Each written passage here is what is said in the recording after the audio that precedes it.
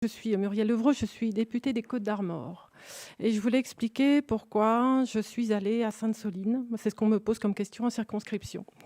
Je suis allée à Sainte-Soline, je ne regrette pas d'y être allée puisque pour moi, la lutte contre la privatisation de l'eau concerne tout le monde, tous les territoires. En Bretagne, la question de l'eau, on la connaît. Alors jusqu'ici, c'était plutôt au niveau qualitatif, puisque nos eaux sont polluées principalement par l'agriculture industrielle, donc les eaux de nos rivières et les eaux de la mer, puisque nous avons la problématique des algues vertes. Je pense que vous en avez déjà entendu parler. Et depuis cet été, nous avons aussi un problème quantitatif, puisqu'avec la sécheresse, même en Bretagne, on était à 2 doigts d'avoir des pénuries d'eau potable sur 2 bassins dans mon département.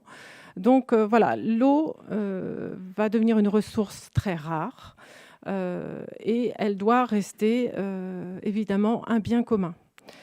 Les bassines, en fait, c'est une façon de privatiser l'eau.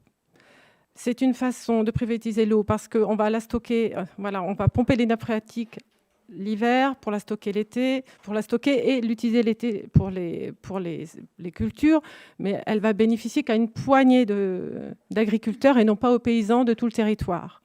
C'est également une façon de détourner les arrêtés préfectoraux, puisqu'en fait, normalement, l'été, on n'a pas le droit de prélever l'eau des nappes phréatiques. Voilà, vous voyez, donc c'est pour ça qu'on le fait l'hiver. Mais en fait, les conséquences, elles sont là. C'est pas anodin de pomper les nappes phréatiques l'hiver.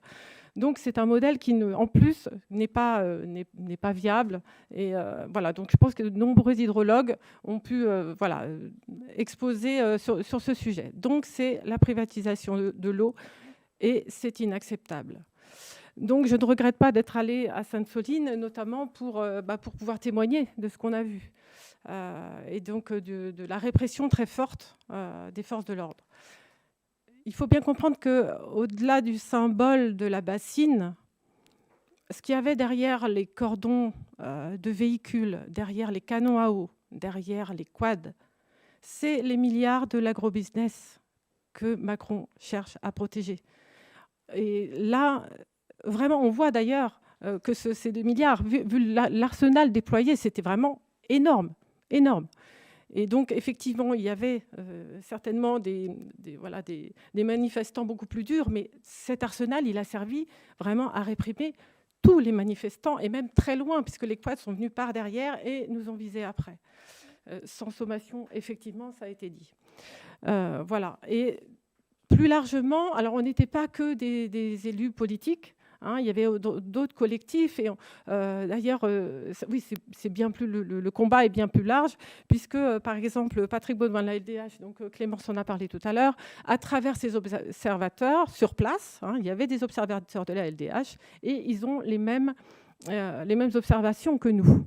On peut aussi citer Jean-Marc Lafond de l'Institut Action Résilience qui explique que normalement le rôle du gouvernement aurait dû être d'apaiser la situation et non pas au contraire d'exacerber la répression. C'était vraiment très très dur.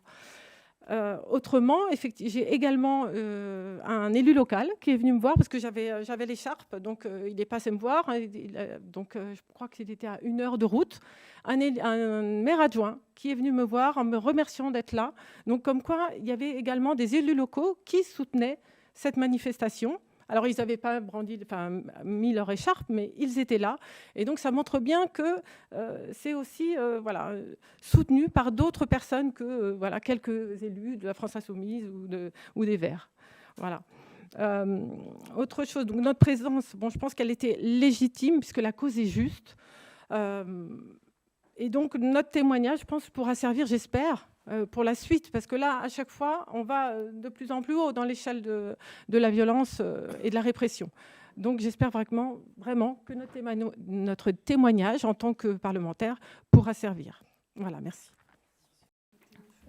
Alors, il faut savoir aussi qu'il y avait des hélicoptères au-dessus de nous.